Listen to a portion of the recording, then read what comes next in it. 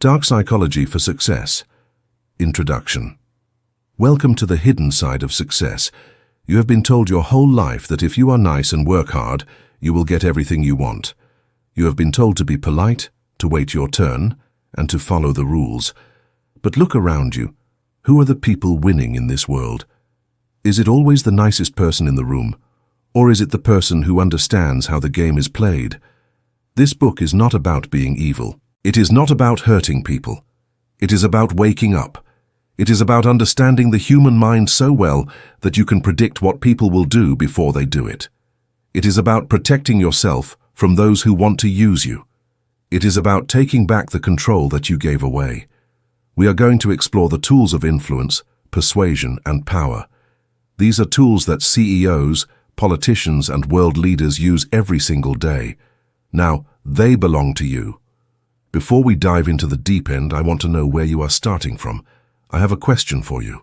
What is the one major obstacle that is standing between you and the life you dream of? Is it a lack of money? Is it fear of failure?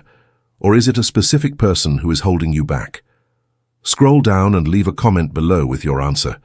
Be honest with yourself and write it down. Chapter 1. The Machiavellian Mindset and Emotional Control. The journey to power does not start in the boardroom or on the battlefield. It starts inside your own head. If you cannot control yourself, you can never control the world around you. This is the first and most important lesson of dark psychology. Most people in this world are walking around like puppets. They have invisible strings attached to their emotions. If someone insults them, they get angry. If someone compliments them, they get happy. If something bad happens, they get sad. They are constantly reacting to the world. They are not acting, they are reacting. A master of success does not react. A master observes. A master plans. A master executes. To achieve the success you deserve, you must cut those strings. You must become the person holding the strings, not the puppet dancing to them. Let us talk about the science of why you lose control. Inside your brain, there is a small part called the amygdala. This is an ancient part of your brain. It was designed thousands of years ago to save you from tigers and bears. When you see a threat, the amygdala takes over. It shuts down the logical part of your brain and prepares your body to fight or to run away. This is called the fight or flight response. In the wild, this saved your life, but in the modern world, this response destroys your success. Your boss is not a tiger. A rude comment on the internet is not a bear. But your brain treats them the same way. When you get angry or scared in a business meeting or a negotiation, you have essentially become an animal. You have lost your logic. You have lost your strategy. And when you lose your strategy, you lose the game. The first actionable step you must take to build a Machiavellian mindset is called the pause. This is a very simple technique, but it is incredibly difficult to master. Here is how you do it. The next time someone disrespects you, or the next time you receive bad news, you are going to feel that heat rise in your chest. You are going to feel the urge to yell, to defend yourself, or to type a furious text message. Do not do it. Instead, you will force yourself to wait for 3 seconds. Count them in your head. 1, 2, 3. During those 3 seconds, you are letting the chemical rush in your brain settle down. You are giving your logical brain a chance to come back online. In that silence, you regain your power. Think about the most powerful movie characters or real-life leaders. Do they rush their words? Do they scream and shout immediately? No. They are often quiet. They take their time. When you pause, you make the other person uncomfortable. They expect you to react. They expect you to get angry. When you give them silence, they start to doubt themselves. They wonder what you're thinking. Silence is loud. Silence is heavy. Use the pause to reclaim your throne. Let us move deeper into the concept of strategic detachment. We often hear that passion is the key to success. People say you must care deeply about everything you do. While passion is good for your craft, it is poison for negotiation and influence. The moment you need something too much, you are weak. If you are desperate for the job, the interviewer smells it. If you are desperate for a relationship, the other person feels suffocated. If you are desperate to sell your product, the client will lower the price because they know you have no other choice. This brings us to a psychological fact known as the law of least effort. In any social interaction, the person who cares the least holds the most power. This is a hard truth to swallow, but it is real.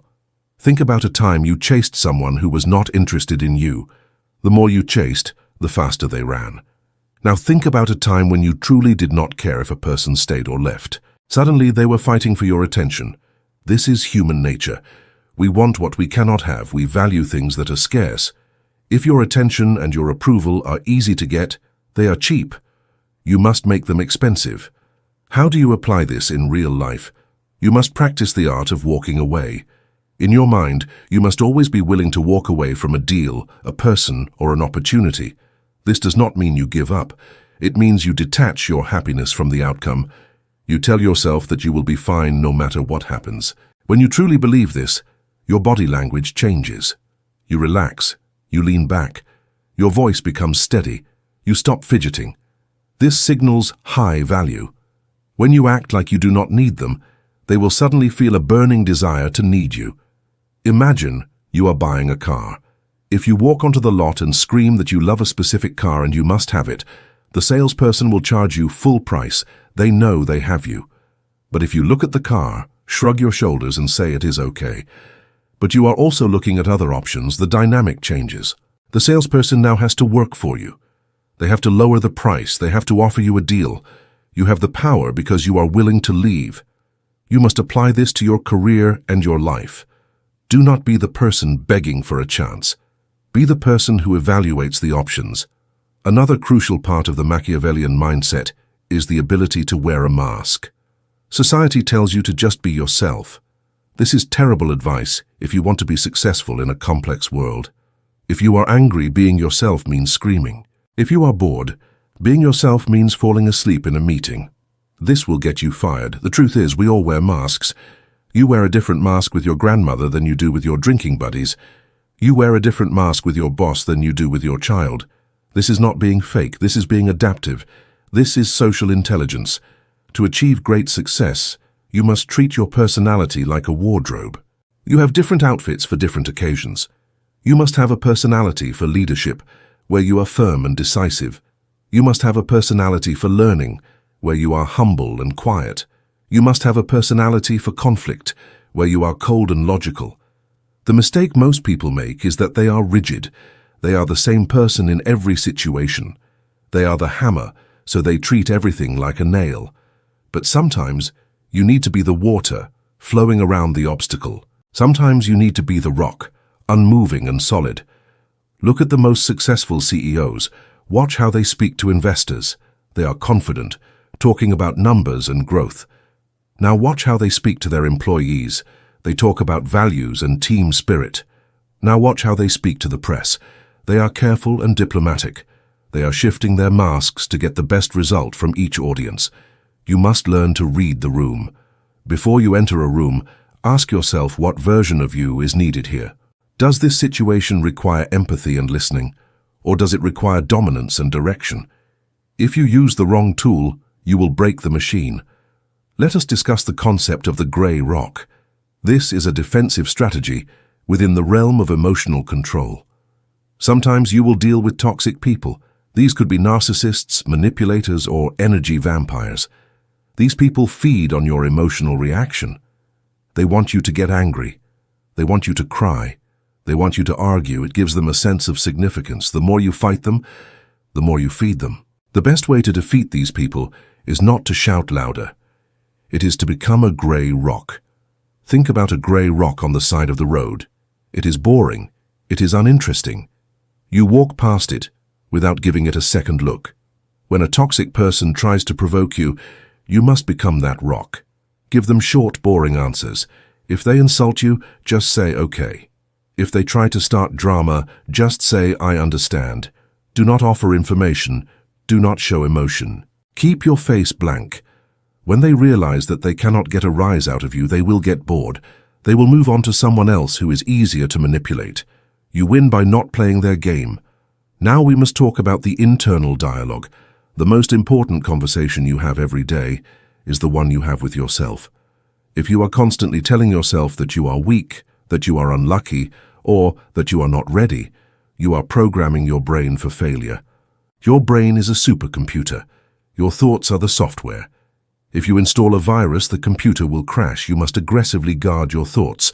When a negative thought enters your mind, you must challenge it. If you think you cannot do this, you must ask yourself, what is the evidence for that? You have handled difficult things before. You have survived every bad day you have ever had. You must replace the victim mindset with the victor mindset. A victim says everything happens to me. A victor says everything happens for me. Even a failure is a lesson. Even a setback is a setup for a comeback. This is not just positive thinking fluff. This is about reframing reality to serve your purpose. When you believe you are in control, you take action. When you believe you are a victim, you wait to be saved. No one is coming to save you.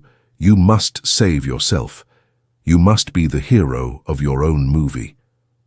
Let us go back to the physical aspect of emotional control. Your body leads your mind. It is very hard to feel confident if you are slumped over in a chair with your head down. It is very hard to feel depressed if you are standing tall with your chest out and a smile on your face. There is a concept called embodied cognition. It means that the way you move your body sends signals to your brain about how to feel. If you want to feel powerful, you must take up space. When you sit in a chair, do not cross your legs and fold your arms. This is a closed position. It signals that you are protecting yourself. Instead, open up. Put your arm on the back of the chair. Keep your feet planted firmly on the ground. This is an open position. It signals to your brain and to the people around you that you are comfortable and unafraid. Before a big meeting or a difficult phone call, go to a private place and stand in a power pose. Stand like Superman or Wonder Woman for 2 minutes, hands on hips, feet wide, chin up. Studies have shown that this simple action can lower your cortisol, the stress hormone, and raise your testosterone, the dominance hormone. You can hack your own biology to give yourself an edge. Emotional control also means controlling your tongue. The Bible says that life and death are in the power of the tongue. In the world of power, this is literally true. The more you talk, the more you reveal. The more you reveal, the more ammunition you give to your enemies. Successful people listen more than they speak. They let others fill the silence. When you are listening, you are gathering information. You are learning what the other person wants, what they fear and what they value. When you are speaking, you are giving all that information away. Make it a game. See how little you can say while still being polite. Ask questions instead of making statements. Questions are powerful. The person asking the questions controls the direction of the conversation. If someone asks you a question you do not want to answer, answer with a question. If they ask how much money you make, ask them why they are interested in that topic. Flip the script. Keep the spotlight on them. The person in the spotlight is the one being examined. The person in the dark is the one watching. You want to be the watcher. Let us address the fear of conflict. Many people fail to succeed because they are terrified of uncomfortable situations. They say yes when they want to say no. They stay in bad deals because they do not want to upset anyone. You must understand that conflict is not bad. Conflict is the price of admission for a life lived on your own terms. If you want to build something great, you will offend people. You will make people jealous. You will have to draw boundaries. To master emotional control, you must become comfortable with being disliked. It is impossible to be successful and be liked by everyone. If everyone likes you, it means you have no spine. It means you are changing yourself to fit everyone else. You must decide that your respect for yourself is more important than their approval of you. When you stop fearing their disapproval, you become dangerous. You become free. You can say what needs to be said. You can do what needs to be done. Think of your emotions as a limited resource, like money in a bank account. You only have so much emotional energy each day. If you spend it all getting angry at traffic, getting annoyed by a coworker, or worrying about the news, you have nothing left for your goals. You are bankrupt. You must become stingy with your emotions. Do not give them away to people who do not deserve them. Save your passion for your purpose. Save your anger for the obstacles that truly matter. Save your joy for your victories. The Machiavellian mindset is about efficiency. It is about getting the maximum result with the minimum wasted effort. Emotional outbursts are a waste of energy. Regret is a waste of energy. Worry is a waste of energy. Action is the only use of energy that yields a return. When you catch yourself worrying, stop and ask yourself if there is something you can do about it right now. If the answer is yes, do it. If the answer is no, then worrying is useless. It is like trying to solve an algebra equation by chewing bubblegum. It does nothing. Let us talk about the concept of the observer. Imagine you are floating on the ceiling, looking down at yourself. Watch yourself go through the day. Watch how you interact with people. This creates a distance between you and your experiences. When you are the observer, you do not take things personally. You see things objectively. You see that the rude waiter is just having a bad day. You see that your partner is tired, not malicious. You see that the rejection letter is just a piece of paper, not a definition of your worth. This objectivity gives you a massive advantage. While everyone else is drowning in their feelings, you are standing on dry land. You can see the path forward. You can see the solution that they are too emotional to find. In a crisis, the calmest person in the room is automatically the leader. Everyone looks to the person who is not panicking. By mastering your emotions, you become a natural leader. People will gravitate toward your stability. They will trust you because you seem unshakable. Remember that control is a muscle. You cannot go to the gym once and expect to be strong forever. You must practice emotional control every single day. Start with the small things. When you drop your keys, do not curse, just pick them up. When the internet is slow, do not get frustrated, just wait.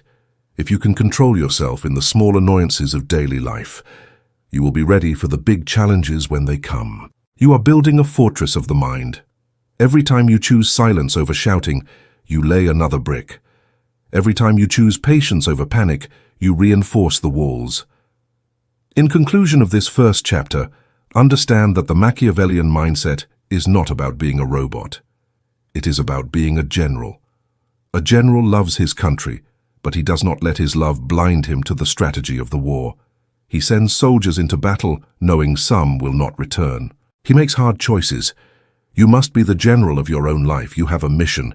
Your mission is success, freedom, and legacy. Your emotions are your soldiers. They work for you. Do not let them mutiny. Do not let them take over the ship. You are the captain. As you move forward from this chapter, carry this thought with you. The world is a chaotic storm.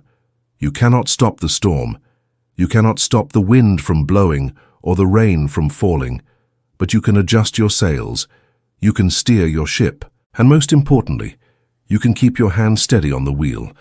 No matter how high the waves get, the master of the mind remains calm. The master of the mind remembers that the storm will pass, but the course he sets will determine where he lands. Stay focused. Stay detached. Stay in control. Chapter 2. X-ray vision and reading. People instantly. You have learned to control your own mind. Now, you must learn to read the minds of others. This is not magic. It is observation. Most people go through life with their eyes closed. They are so focused on what they are going to say next that they miss the entire world screaming at them. People are constantly broadcasting their thoughts, their feelings, and their intentions. They do this through their body language, their tone of voice, and the micro-expressions on their faces. If you learn to read these signals, you will have a superpower. You will have X-ray vision. Let us begin with a fundamental rule of communication. It is called the 55-38-7 rule. This was discovered by a researcher named Dr. Albert Mehrabian. He found that when people communicate feelings, only 7% of the message comes from the actual words they use. 38% comes from their tone of voice, and 55% comes from their body language. Think about that. More than half of communication has nothing to do with words. Yet, most people only listen to the words. They are missing 93% of the conversation. To apply this, you must stop listening to what people say and start watching how they say it. If someone says they are happy to help you but their arms are crossed and they are looking at the floor, they are lying. Their words say yes, but their body screams no. You must always trust the body over the words. Words are easy to manipulate. Anyone can learn to say the right thing. But the body is connected to the subconscious mind. It is very hard to control the body for a long period of time. The truth always leaks out. Let us talk about the eyes. They say the eyes are the windows to the soul. In dark psychology, the eyes are the windows to intent. When you are talking to someone, watch their blink rate. A normal person blinks about 15 to 20 times a minute. When someone is stressed or lying, their blink rate often changes dramatically. They might start blinking rapidly because their brain is working overtime to fabricate a story, or they might stop blinking almost entirely. This is called the stare. Liars know that people think looking away is a sign of deception, so they overcompensate. They stare you right in the eyes without blinking to prove they are telling the truth. It looks unnatural because it is. Another powerful cue is the direction of the gaze. Generally, when people look up and to the right, they are constructing images. They are using their imagination. This can be a sign that they are inventing a lie. When they look up and to the left, they are recalling memory, they are accessing facts. This is not 100% accurate for everyone, but it is a good baseline. Test it on your friends. Ask them a simple question about yesterday and watch their eyes. Then ask them to imagine a purple elephant and watch their eyes. Once you know their baseline, you can spot when they shift. Now let us look at the feet. This is one of the most accurate indicators of a person's true feelings. People are taught from a young age to control their faces. We are told to smile even when we are sad. We are told to look interested even when we are bored. But nobody tells us to control our feet. Therefore, the feet are usually honest. The feet point to where the person wants to go. If you are talking to someone and their torso is facing you, but their feet are pointing toward the door, they want to leave. They are done with the conversation. Stop talking, you are wasting your breath. If you are in a group of people, look at who their feet are pointing toward. We naturally point our feet toward the person we like the most, or the person we view as the leader. If you want to know who is the most influential person in the room, do not look at who is talking. Look at where all the feet are pointing. We must also discuss the concept of mirroring. When two people are in rapport, meaning they like and trust each other, they naturally mirror each other's body language. If one person leans forward, the other leans forward. If one crosses their legs, the other does the same. This is an ancient tribal instinct. It says, I am like you, so I am safe. You can use this to your advantage. If you want to build trust with someone quickly, subtly mirror their posture. Do not be a clown about it. Do not copy every move instantly. Just gently adopt their stance. They will subconsciously feel that you understand them. Conversely, you can use mirroring to check if someone is on your side. If you are negotiating with someone, change your position. Lean back or cross your arms. Wait a few seconds and see if they do the same. If they mirror you, you have a good connection. They are following your lead. If they stay rigid and do not change, they are likely resistant to you. You have not won them over yet. You need to do more work before you ask for the sale. Let us dive into the detection of lies. Lying is cognitively expensive. It takes a lot of brain power to invent a story, ensure it makes sense and remember it for later. Because the brain is working so hard, other systems suffer. This is why liars often use fewer hand gestures. Their brain is too busy to coordinate their hands. A person telling the truth usually moves their hands naturally to emphasize their points. A liar might keep their hands still or hide them in their pockets. Hiding hands is a primal sign of withholding information. Open palms signal honesty. Hidden palms signal secrets. Arms. Another sign of lying is the delay. If you ask a simple question and there is a pause before the answer, be suspicious. Unless the question requires deep thought, the answer should be immediate. The pause is the time the liar takes to check their script. They are asking themselves, what did I say last time? Truth does not need a script. Truth is just memory. It flows instantly. Also, listen for too much detail. A person telling the truth gives you the main facts. I went to the store, I bought milk, I came home. A liar feels the need to convince you, so they add unnecessary details. I went to the store and it was raining, and I saw a guy in a blue jacket and the cashier was named Sarah, and I bought the milk with a credit card. They think the details make the story sound real. In reality, the details make it sound rehearsed. Shakespeare wrote, "The lady doth protest too much." When someone over-explains, they are usually hiding something. you must also pay attention to the baseline. Everyone has a normal mode of behavior. Some people are naturally nervous and fidgety. If you see them fidgeting, it does not mean they are lying. It just means they are being themselves. You must first establish a baseline. Chat with them about the weather or sports or something neutral. Watch how they act when they are relaxed. Then, ask the hard question. If their behavior changes suddenly from their baseline, that is your red flag. If the calm person becomes fidgety, take note. If the fidgety person suddenly freezes, take note. The change is the key. Let us discuss the barrier method. When people feel insecure or threatened, they subconsciously build barriers. They might hold a coffee cup in front of their chest. They might hug a notebook. They might adjust their tie or play with a necklace. These are objects they are placing between their heart and you. It is a shield. If you see someone doing this, they are feeling defensive. You have pushed too hard. You need to back off and make them feel safe again. You cannot influence someone who is hiding behind a shield. You must get them to lower it.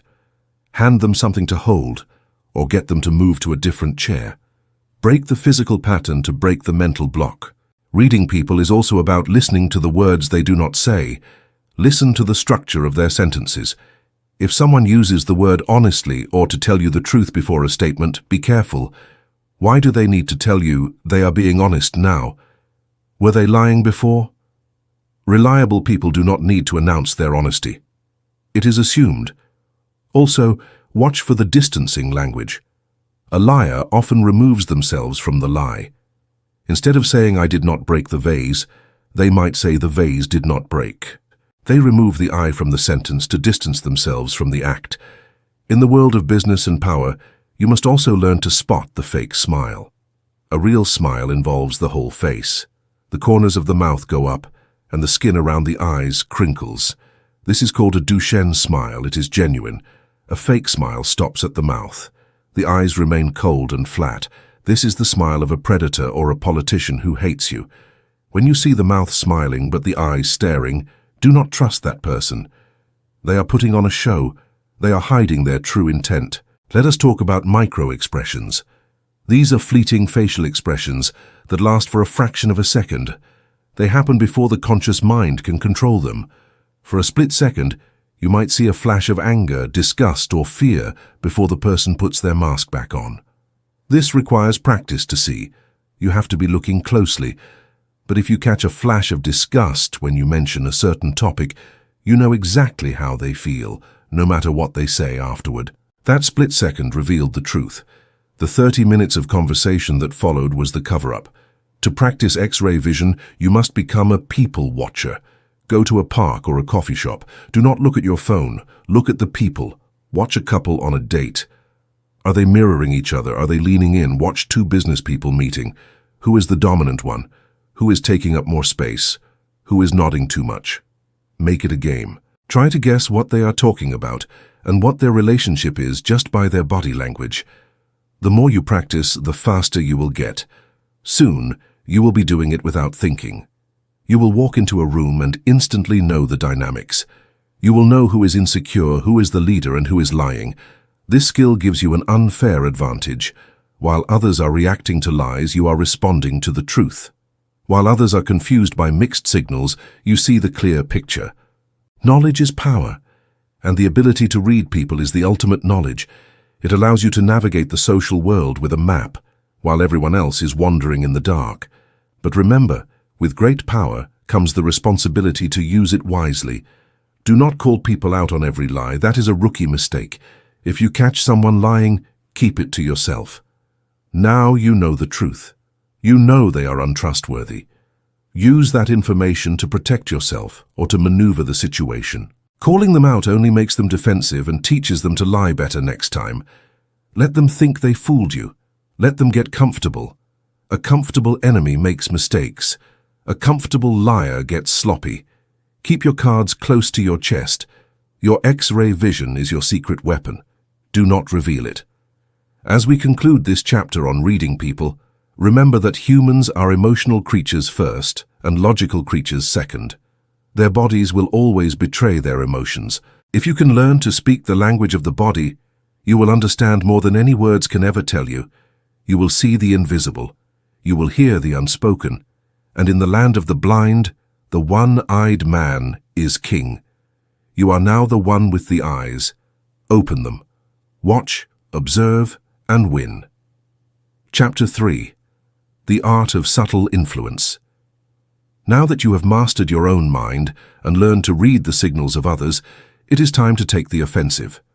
Influence is the ability to guide the thoughts and actions of others without them ever realizing you are doing it. It is not about screaming or demanding. True power is quiet. It is like the gravity that holds the planets in orbit. You cannot see it, but you can see its effects everywhere. If you want to reach the highest levels of success, you must become a master of subtle influence. You must learn how to plant seeds in the minds of others that grow into the actions you want them to take. We will start with one of the most powerful and counterintuitive tools in the world of psychology. It is called the Benjamin Franklin effect. Most people believe that if they want someone to like them, they should do that person a favor. They think that being helpful and generous will earn them credit. While this is sometimes true, there is a much deeper secret. If you want someone to like you and trust you, you should ask them for a favor. This sounds backward, but it is based on a psychological fact called cognitive dissonance. Your brain always wants your actions to match your thoughts. When someone does a favor for you, even a small one, their brain has to justify why they did it.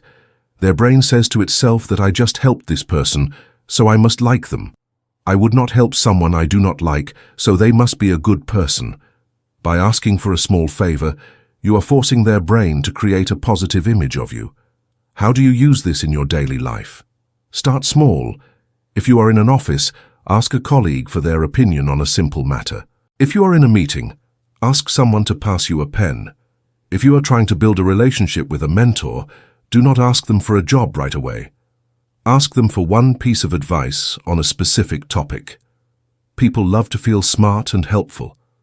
When you ask for help, you are giving them a chance to feel superior and kind. They will associate those good feelings with you. You are subtly pulling them into your circle. You are making them an investor in your success.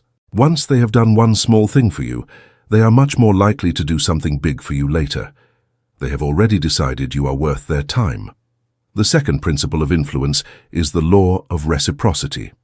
This is a biological drive that is hardwired into the human brain. For thousands of years, humans survived because we looked out for each other. If I shared my food with you today, you felt a deep obligation to help me tomorrow. This feeling of debt is so strong that it is uncomfortable. We do not like owing people things. We want to clear the debt as soon as possible. You see this everywhere in the modern world. Why do you think charities send you free stickers or pens in the mail? It is not because they think you need more stickers. It is because they know that once you accept the gift, you will feel a subconscious pressure to give them money. Why do supermarkets give out free samples of cheese or crackers? It is because once you take that toothpick and eat the sample, you feel a small sense of guilt. You feel like you should buy the whole box to pay them back for the free snack. To use reciprocity for success, you must always be the one to give first. But here is the secret of the master influencer. You must give something that has a high perceived value to them, but a low cost to you. This could be information. This could be a compliment. This could be an introduction to someone they want to meet.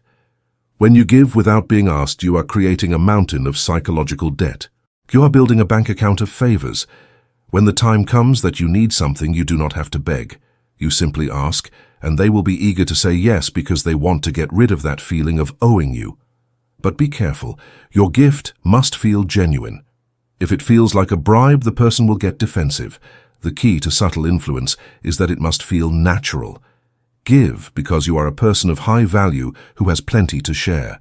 When you act like you have an abundance of resources, people naturally want to be around you and support you. Let us move to the third tactic, which is the foot in the door technique. This is based on the human need for consistency. We like to believe that we are consistent people. If we say yes to something small, we feel a pressure to say yes to something larger that is related to it. In one famous study, researchers asked homeowners to place a tiny, tiny sign in their window that said, "Be a safe driver." It was so small that almost everyone said yes. A few weeks later, the researchers came back and asked if they could put a huge, ugly billboard in their front yard about safe driving. Because the homeowners had already agreed to the small sign, they felt they were the kind of people who support safe driving. Many of them said yes to the huge billboard. People who had not been asked for the small sign almost all said no to the big one. To get what you want, you must start with a tiny request that is impossible to refuse. If you want a raise, do not start by asking for $10,000. Start by asking your boss if they are happy with your recent performance. Once they say yes, they have committed to the idea that you are a good worker. Now they are much more likely to agree to a bigger request because they want to remain consistent with their previous statement. They cannot say you are great and then refuse to reward you without feeling a mental conflict. Get the first yes, and the rest will follow. The opposite of this is the door in the face technique. This is used when you want a specific thing and you are willing to play a little game to get it. You start by asking for something huge and unreasonable. You ask for something you know they will say no to. For example, if you want a weekend off, you might ask for the entire next 2 weeks off. When they say no, you act disappointed, but then you retreat to a smaller request. You say, "Okay, I understand, but could I at least have this coming Friday off?" Because you made a concession, the other person feels they must make a concession too. They feel a sense of relief that you are no longer asking for 2 weeks. The Friday off seems very small and reasonable by comparison. They feel like they are winning the negotiation, but in reality, you are getting exactly what you wanted from the beginning. You controlled the scale of the conversation. You made the small thing look like a compromise instead of a demand. Another powerful tool of influence is framing. Framing is the way you present information. The same fact can look very different depending on how you wrap it.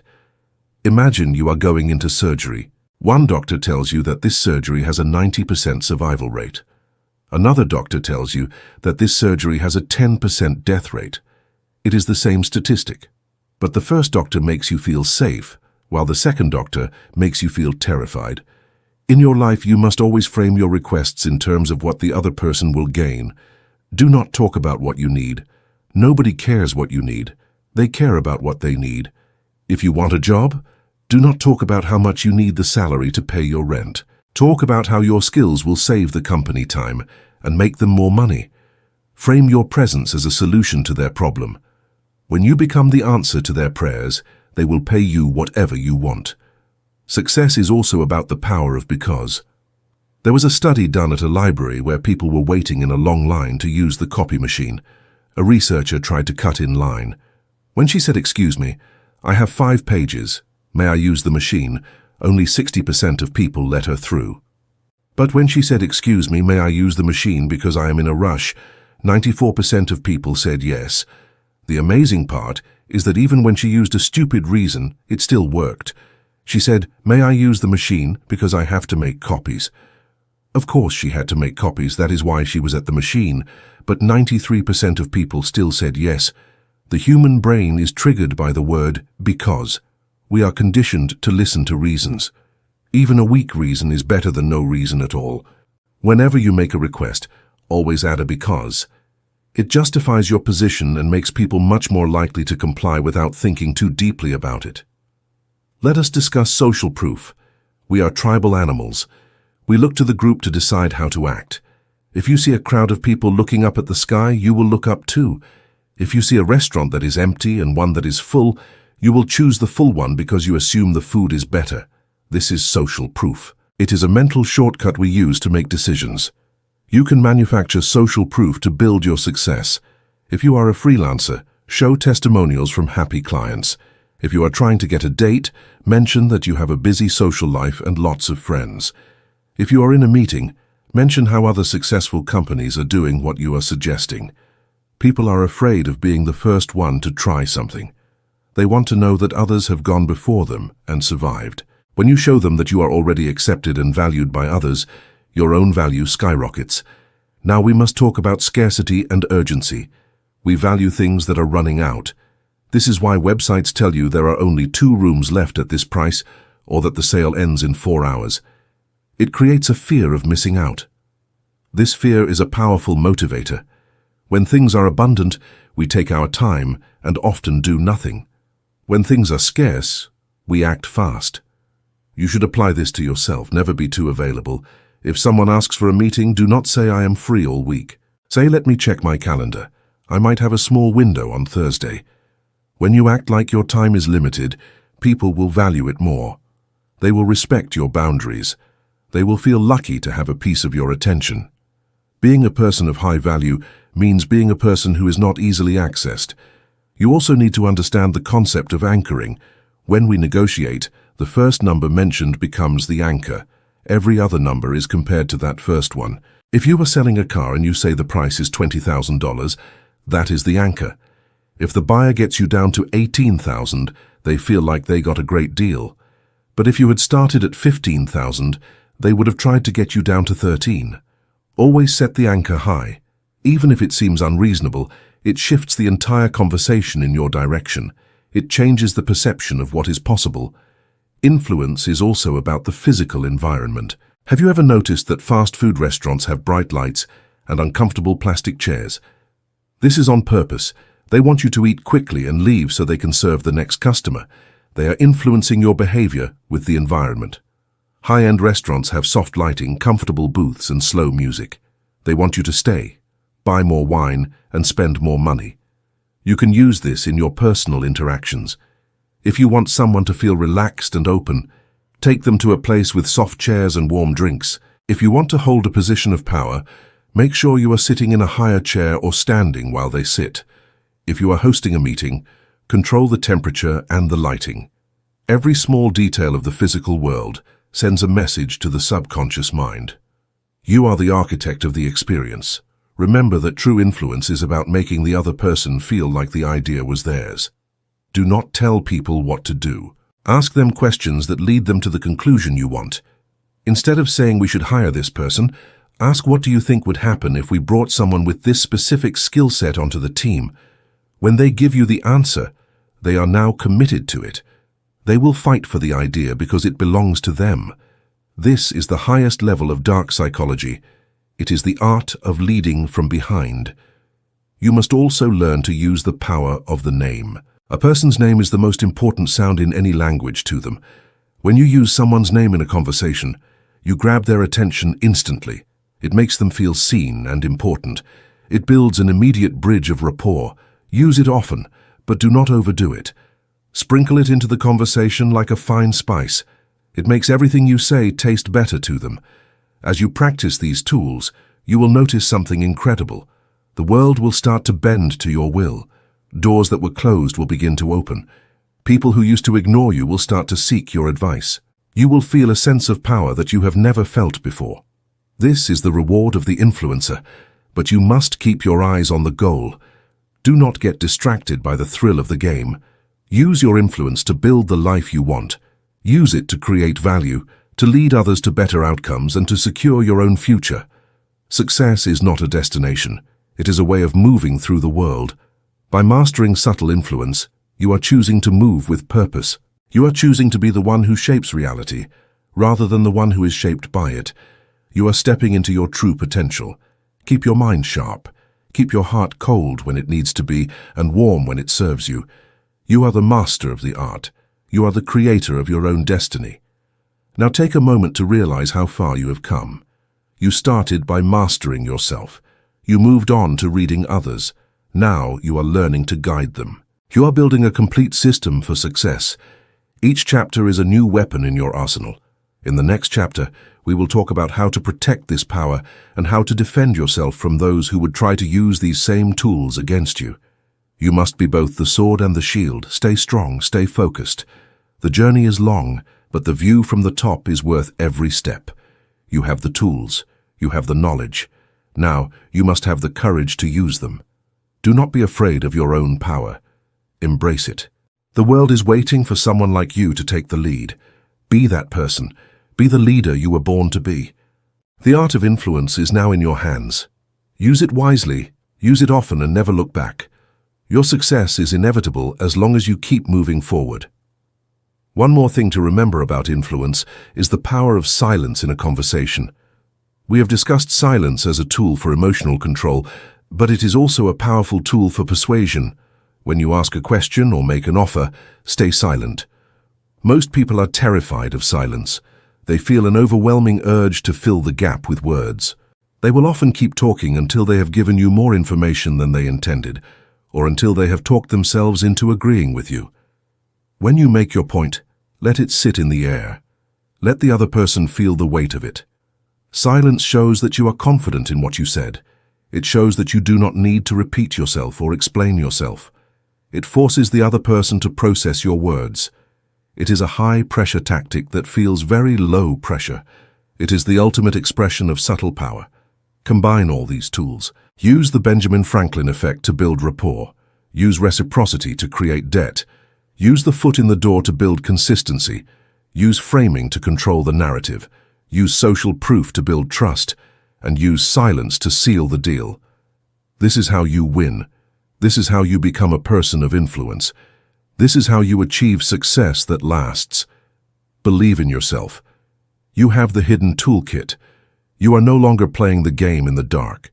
You can see the board, you can see the pieces, and you know exactly how to move them. Go out there and make it happen. The world is yours for the taking. Just remember to always stay one step ahead.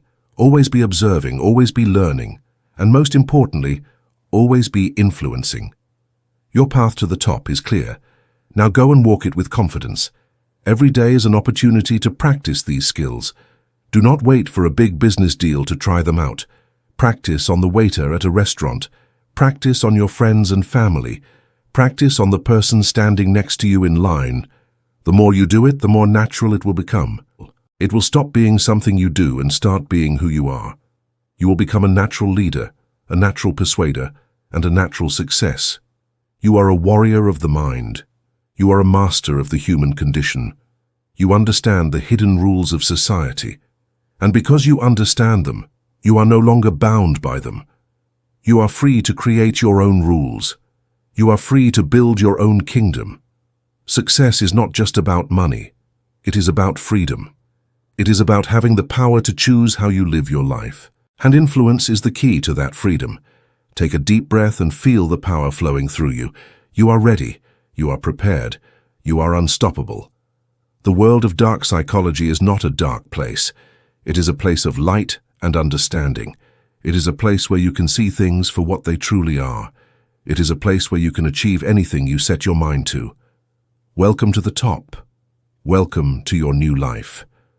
Welcome to success. Chapter 4. The Iron Shield and Defense Against Manipulation. You have learned how to master your own mind. You have learned how to read the secret signals of others. You have even learned how to guide people toward the outcomes you want. But as you climb the ladder of success, you will become a target. The higher you go, the more people will want what you have. Some will try to take it by working harder than you, and that is fair. But others will try to take it by using the same tools of dark psychology against you. If you do not have a shield, you will be destroyed. This chapter is your armor. It is the part of the book that ensures you keep everything you build. We are going to look at the darkest tactics people use to control you, and I'm going to show you exactly how to break their power.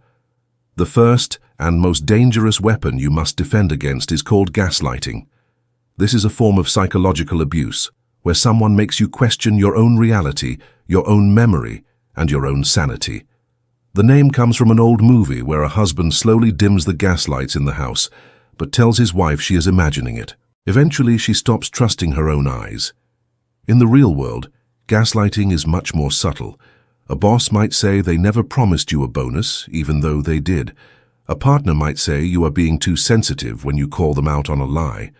A friend might claim you said something you never said. The goal of the gaslighter is to make you dependent on them for the truth.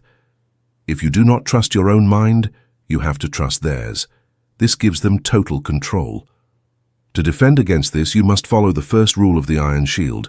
You must document everything. In a world of manipulators, your memory is not enough.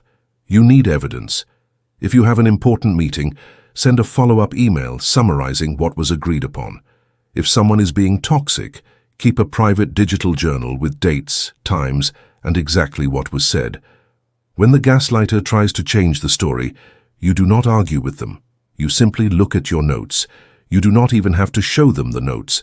The power comes from knowing you are right. When you know the truth, their lies cannot touch you. You remain solid while they try to make the world feel like liquid. The second weapon is love bombing. This is used by narcissists and cult leaders to hook you in. They overwhelm you with praise, attention, and affection. They make you feel like the most important person in the world. They tell you that you are a genius, that you are beautiful, and that they have never met anyone like you. This feels amazing. It releases a massive amount of dopamine in your brain. You become addicted to their approval. But then once they have you hooked, they suddenly pull it all away. They become cold. They start to criticize you. You spend all your energy trying to get back to that first feeling of being loved. You will do anything to please them, just to feel that high again. To defend against love bombing, you must remember that anything that moves too fast is likely a trap. Genuine respect and trust take time to build. If someone you just met is acting like your soulmate or your best friend after 2 days, be very careful. Keep your distance. Do not reveal your secrets or your weaknesses too early. Observe them when they are not looking at you. Watch how they treat people who can do nothing for them, like waiters or cleaners. If they are amazing to you but rude to others, the love they are showing you is a performance. It is a mask. The iron shield means moving at your own pace, not theirs. Do not let someone else set the speed of your life. Another common tactic is the pity play. This is when someone uses their own problems or victimhood to control you. They are always the victim. Nothing is ever their fault. The world is against them. They tell you sad stories to make you feel guilty for your own success or your own happiness. Because you are a good person, you want to help them. You give them money, you give them time, and you give them emotional energy. But they never get better. They do not want to get better. They want a host. They are parasites who use guilt as a straw to suck the life out of you. The defense against the pity play is radical boundaries. You must realize that you are not responsible for the happiness of other adults. You can be kind, but you must not be a martyr. If someone is constantly bringing drama and problems into your life without ever taking action to fix them, you must walk away. Do not explain yourself. You do not owe them a reason. If you try to explain, they will just use more pity to pull you back in. Just become less available. Stop answering the texts immediately. Stop being the shoulder they cry on. You have a kingdom to build. You cannot build it if you are carrying someone else's baggage. We must also talk about the isolation tactic. Manipulators want to cut you off from your support system. They will slowly poison your mind against your friends and your family. They will point out small flaws in the people you love. They will say things like your sister is just jealous of you, or your best friend doesn't really want you to succeed. They want you to be alone because an isolated person is easy to control. If you have no one else to talk to, you will only listen to the manipulator. To protect yourself, you must maintain your tribe. Never let a new person, whether it is a partner or a business associate, dictate who you can talk to. If someone tries to make you choose between them and your old friends, always choose your friends. A person who truly has your best interests at heart will want you to have a strong support system. They will want you to be surrounded by people who love you. The iron shield is built with the help of others. Keep your circle strong and stay connected to people who knew you before you were successful. They are your anchor to reality. Now let us look at the concept of the emotional hook. Every manipulator looks for a hook in your personality. This is usually a fear or a desire. Maybe you have a fear of being seen as a bad person. Maybe you have a desire to be liked by everyone. Maybe you are afraid of being alone. The manipulator finds this hook and they pull on it. If they know you want to be seen as a good person, they will tell you that a good person would do this favor for them. If they know you want to be liked, they will threaten to tell people bad things about you. To defend against this, you must do the inner work to remove your hooks. You must become okay with being seen as the bad guy in someone else's story. If someone calls you selfish because you said no to a bad deal, embrace it. Say, yes, I am being selfish with my time right now. When you are no longer afraid of their labels, they have no power over you. They can pull on the string all they want, but if there is no hook in your heart, the string just slides off. You must know who you are so deeply that no one else's opinion can change your mind. Let us talk about the workplace. In the world of business, people will try to steal your credit and your ideas. They will use a tactic called the small cut. They will subtly put you down in front of others, usually in the form of a joke. They might say, "Oh, John did a great job on that report, even though he was 3 days late." They are praising you and stabbing you at the same time. If you get angry, you look unprofessional. If you say nothing, the lie stays in the air. The defense is the polite challenge. When someone does a small cut, you must address it immediately and calmly. Turn to them and ask, "What did you mean by that?" Or say, "Actually, the report was submitted on Tuesday, which was the deadline. Why do you think it was late?" When you ask a calm, factual question, you force the manipulator to explain their joke. Jokes are not funny when you have to explain them. You are shining a bright light on their behavior. Most people will back down because they realize you are not an easy target. You are showing them that you are paying attention to every detail. Another tactic is the false choice. A manipulator will give you two options and both of them are what they want. For example, they might say, "Do you want to finish this project tonight? Or do you want to come in early on Saturday to do it?" They have removed the option of not doing the extra work at all. They have framed the reality so that you are trapped. The iron shield defense is to create a third option. Whenever someone gives you a choice between A and B, look for C. You can say, "I will not be doing either of those things, but I can have it finished by Monday afternoon as we originally agreed." Do not accept the frame that they give you. You are the one who decides what options are on the table. This requires you to be comfortable with a little bit of tension. But remember, the person who is most comfortable with tension is the one who wins the negotiation. We should also discuss the use of silence against you. Some people will use the silent treatment to punish you. They will stop talking to you for days until you apologize, even if you did nothing wrong. This is a form of emotional torture designed to make you feel small and desperate. The defense against the silent treatment is to enjoy the silence. If someone chooses not to speak to you, treat it as a gift. Use that time to focus on your own work and your own hobbies. Do not beg them to talk. Do not ask what is wrong. When they see that their silence is not hurting you, the tactic fails. In fact, it backfires because now they are the ones feeling ignored. They will eventually come back and try to talk, and when they do, you must not act like you were hurt. Act like you barely noticed they were gone. This shows them that they do not have the power to affect your mood. There is also a tactic called the door in the face, which we mentioned briefly before, but we must look at how to defend against it. This is when someone asks for something huge so that you will feel bad saying no, and then they ask for the smaller thing they actually wanted.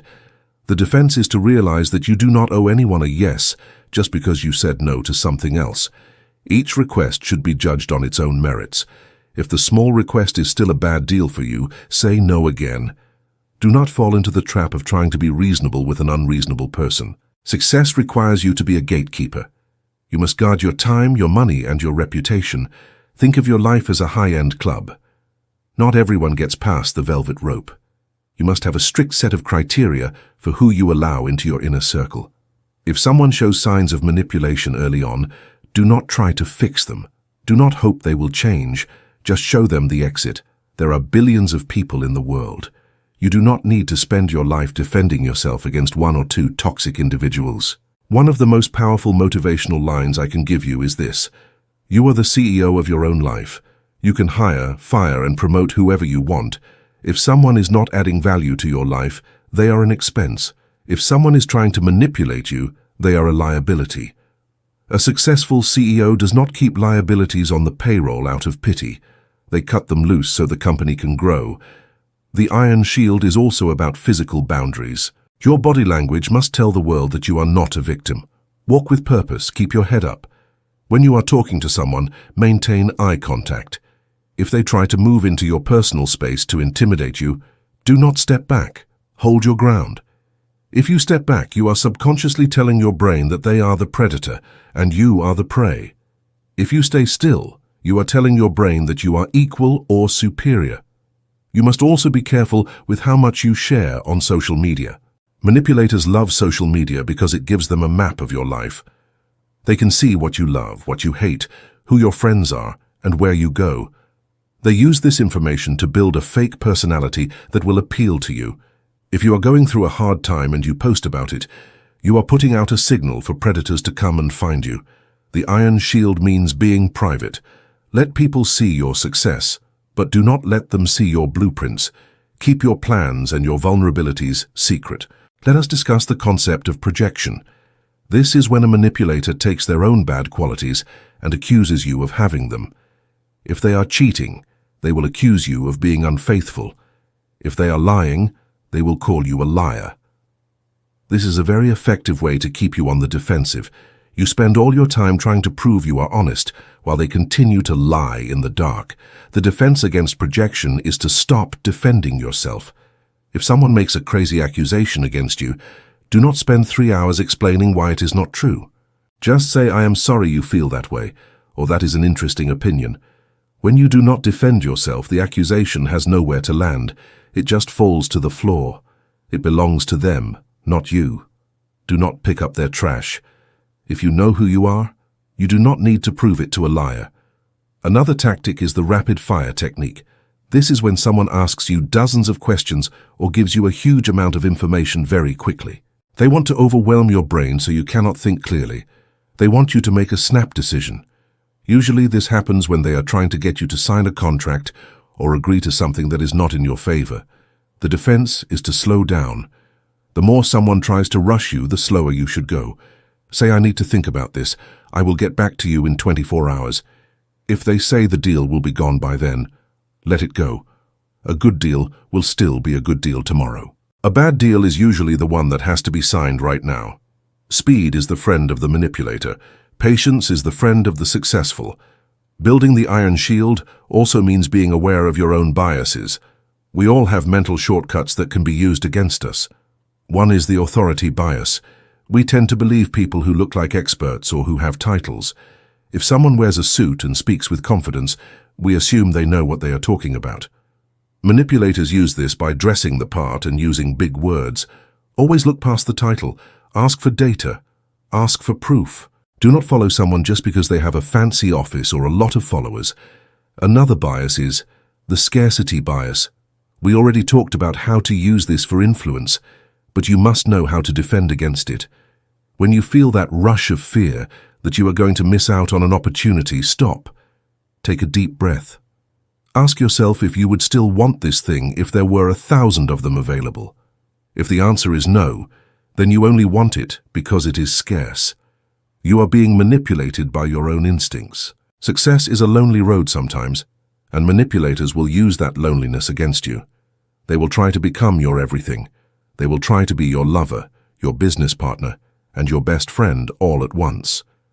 This makes it very hard to leave them because you feel like you would lose your whole life. The iron shield means having a diversified life, have different groups of friends, have multiple sources of income, have hobbies that have nothing to do with your work. The more balanced your life is, the harder it is for any one person to control you. You must also master the art of the neutral response. Manipulators want to see you react. They want to see you happy, angry, or sad. Your reaction is their reward. If you give them a neutral response, they get nothing. If they tell you something shocking, just say, "Oh, I see." If they try to insult you, just say, "That is your perspective." You are not a vending machine. They cannot just push a button and get a response. You are a vault. You choose when to open and what to let out. The iron shield is not just for your personal life, it is for your mind. You must be careful about what information you let in. The news, social media, and toxic people are all trying to manipulate your emotions to get your attention. Your attention is the most valuable thing you own. It is the currency of the modern world. Do not spend it on things that make you feel afraid or angry. Spend it on things that make you smarter, stronger, and more successful.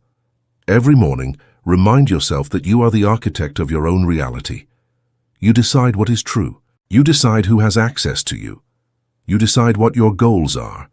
When you have this level of self-certainty, the tactics of dark psychology will seem like children playing with toys. You will see them coming from a mile away. You will smile, you will step aside, and you will continue on your path to greatness. Think of a great castle. It has high walls, a deep moat, and guards at every gate. It is beautiful on the inside, with gardens and gold, but it is built to be a fortress. You are that castle. Your kindness and your talents are the beauty inside, but your boundaries and your awareness are the walls and the moat. Without the walls, the beauty will be destroyed. With the walls, the beauty can grow and flourish forever. As you finish this chapter, I want you to feel a sense of peace. You no longer have to be afraid of people. You no longer have to wonder if someone is trying to use you. You have the tools to see it, and you have the power to stop it. You are protected, you are safe, you are in control. The world of success is yours to explore, and you're going into it with the strongest armor ever made. Remember that the ultimate defense is a life well lived. The best way to defeat manipulators is to be so successful, so happy, and so fulfilled that they become completely irrelevant.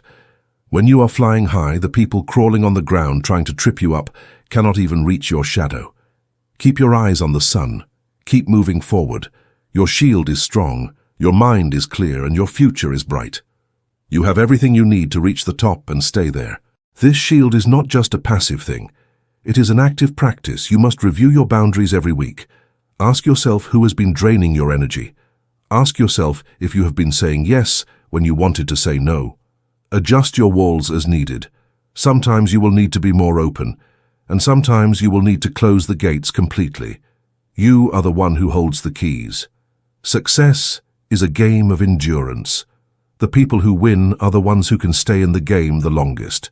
By protecting yourself from manipulation, you are ensuring that you do not get burned out or broken by toxic people. You are preserving your energy for the long haul. You are a marathon runner, not a sprinter. Keep your pace, keep your shield up, and you will reach the finish line while others are still arguing at the start. You are powerful. You are resilient. You are a master of your own destiny. Never let anyone tell you otherwise. Never let anyone make you feel small. You are a giant in a world of people trying to act big.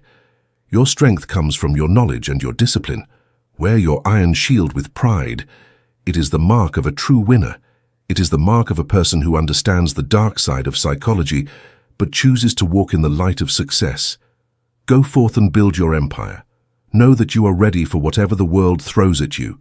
You have the mindset, you have the vision, you have the influence, and now you have the defense. There is nothing standing in your way. Every obstacle is just a chance to test your strength. Every manipulator is just a chance to practice your skills. You are the master of the game. Now, go and play it to win. One last thing on defense. It is important to remember that the most dangerous manipulators are the ones who look the most innocent. Do not just watch out for the angry, loud people. Watch out for the ones who are always helpful, always smiling, but always seem to be at the center of every problem. Watch out for the ones who use their weakness as a weapon.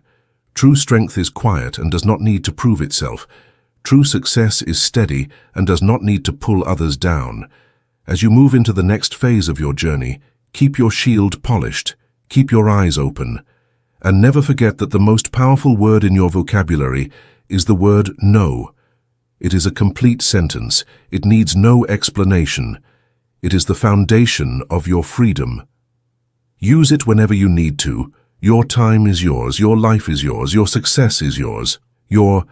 Protect it with everything you have. You have worked hard to get here, and you deserve to enjoy the fruits of your labor without anyone trying to steal them from you. You are the master. You are the king. You are the success you have always dreamed of being. Now, go and live it. Chapter 5. The Throne Room and Commanding Respect. You have now reached the final stage of your transformation. You have mastered your emotions. You have learned to read the hidden signals of others. You have discovered the art of subtle influence, and you have built an iron shield to protect your progress. Now it is time to step into the throne room. This is the stage where you stop just playing the game and you start setting the rules. Commanding respect is not about being the loudest person in the room. It is not about bullying or making people afraid. It is about presence. It is about a certain weight that you carry with you. When a person of high status walks into a room, the atmosphere changes. People stop talking. They look up. They feel a natural urge to listen. This is the goal of this final chapter. I am going to show you how to build that aura of success so that respect is given to you automatically. We must begin with a concept called the halo effect. This is one of the most well-documented facts in social psychology. The halo effect is a mental shortcut where our overall impression of a person influences how we feel about their specific character traits. If we perceive someone as attractive, well-dressed, or high status, our brains automatically assume they are also intelligent, kind, honest, and capable. We give them a halo.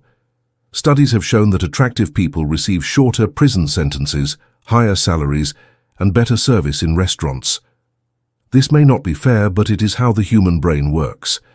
If you want to succeed, you must use this bias to your advantage. The first actionable step is to audit your physical presentation. You do not need to be a movie star, but you must look like a person who is going somewhere. Your clothes are your uniform. They are the first piece of dark psychology you use before you even open your mouth.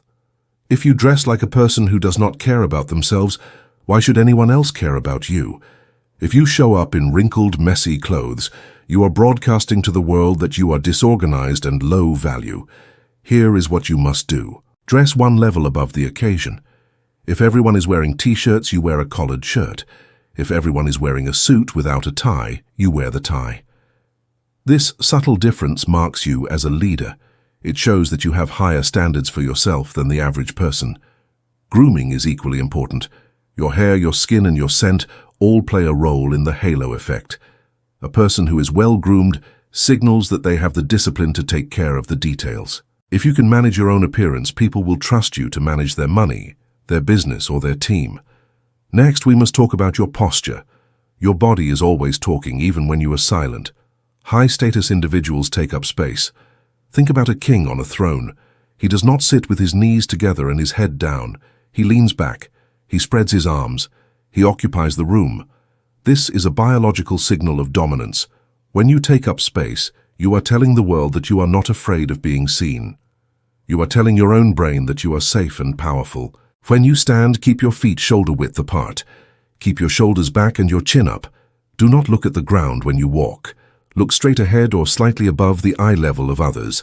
When you enter a room, do not rush. Low-status people move quickly because they feel they are in the way of others. High-status people move with a slow, deliberate pace. They move like they own the floor they are walking on. This creates an air of mystery and importance. People will wonder why you are so calm. They will assume you know something they do not. The second major principle of the throne room is scarcity. In economics, the less there is of something, the more it is worth. Gold is expensive because it is rare. Dirt is cheap because it is everywhere. You must apply this to yourself. Most people make the mistake of being too available. They answer every text in 10 seconds. They say yes to every invitation. They are always ready to talk, always ready to help, and always ready to explain themselves. By being everywhere, they become common. They become like dirt. To command respect, you must become gold. You must create scarcity around your time and your attention. Do not be the person who is always reachable. If someone calls you, you do not always have to pick up. Let it go to voicemail. Call them back when it suits you.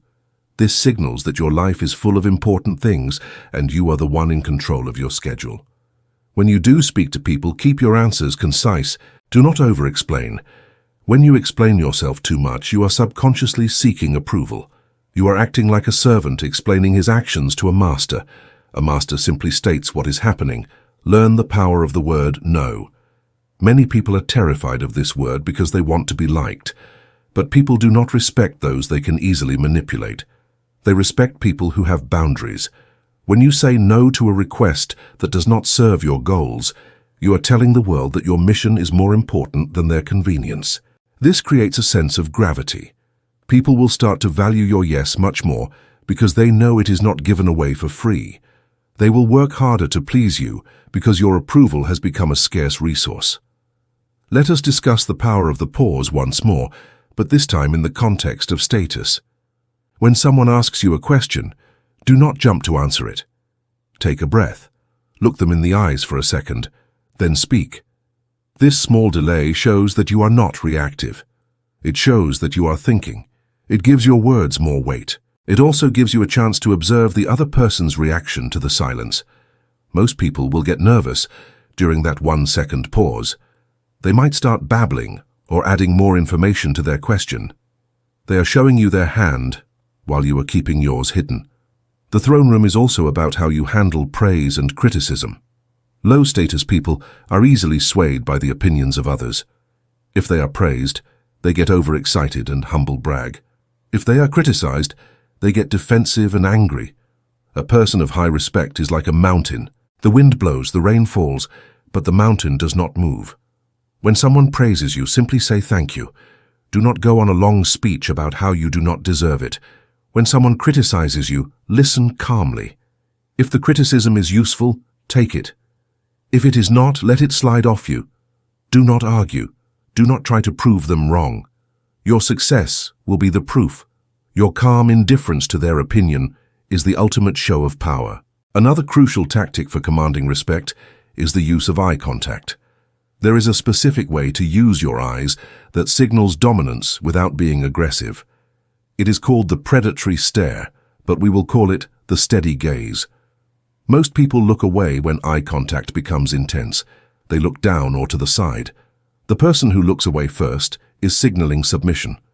If you want to command respect, you must be the one who holds the gaze just a second longer than the other person.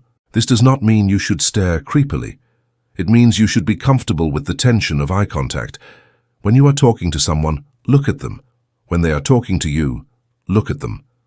It shows you are not afraid of them and that you are fully present. We must also talk about the psychology of the room. In any meeting or social gathering, there is a head of the table, even if the table is round. The person who controls the energy of the room is the leader. You can take this position by being the one who asks the questions. We have mentioned this before, but in the throne room you use questions to direct the flow of reality. If a conversation is going in a direction you do not like, ask a question that changes the topic. If someone is trying to dominate the conversation, interrupt them with a question that forces them to explain their logic. By controlling the questions, you are controlling the frame of the entire interaction. Let us address the concept of the secret. People of high status always seem to have a secret. They do not tell everyone everything. They keep a part of themselves hidden. This creates a vacuum that others want to fill with their curiosity. If you tell everyone your plans, your fears, and your daily routine, you are an open book. Open books are boring. They are predictable. You want to be a mystery. When people cannot predict what you will do next, they become fascinated by you. They pay more attention to you. They treat you with more caution and more respect. Share your results, but never share your process. Let them wonder how you did it. Commanding respect also means being willing to be the villain. In every success story, there are people who were left behind or people who were offended by the hero's progress. You cannot reach the top if you are worried about being the nice guy.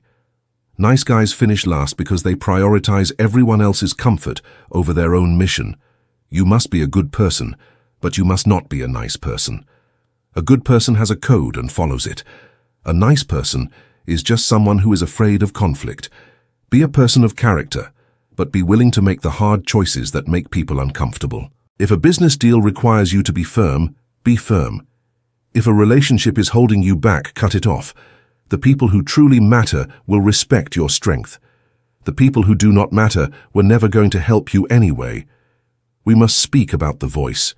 The way you speak determines how people perceive your authority. High-status people speak from their chest, not their throat. They use a lower pitch and a slower tempo. When you speak quickly and in a high pitch, you sound nervous. You sound like you are begging for someone to listen to you before they interrupt. When you speak slowly and with a deep tone, you sound like someone who expects to be heard. You do not have to raise your voice to get attention. In fact, lowering your voice often makes people lean in to hear you better. It forces them to enter your space and follow your lead. A key motivational truth for this stage is this: respect is not something you ask for. It is something you command by your very existence. You must believe you are the most important person in your world. This is not about being a narcissist. It is about self-sovereignty. If you do not value yourself, the world will not value you. If you act like a servant, the world will treat you like one. If you act like a king, the world will eventually find a crown for you. You must carry yourself with the inner conviction that you belong in every room you enter. No matter how much money you have or where you came from, you are an equal to anyone on this planet. When you truly believe this, it will show in every movement you make. Let us look at the concept of the high ground. In any conflict or negotiation, The person who stays calm and logical holds the high ground. When someone tries to insult you or bait you into an argument, they are trying to pull you down into the mud. If you get angry, you have lost. You are now in the mud with them. But if you stay calm, if you smile, and if you remain professional, you stay on the high ground. From there you can look down at them. Your calmness makes them look foolish and out of control. It makes you look like the adult in the room. People naturally respect the person who can maintain their cool when everyone else is losing theirs. In the world of success, you will face competition. There will be people who try to outshine you or take your spot. The dark psychology tactic for this is called the law of reversal. Instead of fighting your competitors directly, find a way to make their strengths look like weaknesses. If they are fast, call them reckless. If they are careful, call them slow. If they are experienced, call them old-fashioned. You are not lying. You are simply shifting the frame. By changing the way people look at the competition, you make yourself the only logical choice for success. You win the war of perception before the physical battle even begins. You must also understand the psychology of wealth and how it relates to respect. Wealthy people do not just have more money, they have a different relationship with the world. They view the world as a place of opportunity, not a place of scarcity. To command respect, you must adopt this wealth mindset. Stop complaining about the cost of things. Stop talking about how hard things are. Focus on solutions. Focus on growth. Focus on how you can provide value. When you talk like a person who has abundance, people will want to be part of your world. They will see you as a source of power, and they will treat you with the respect that power deserves.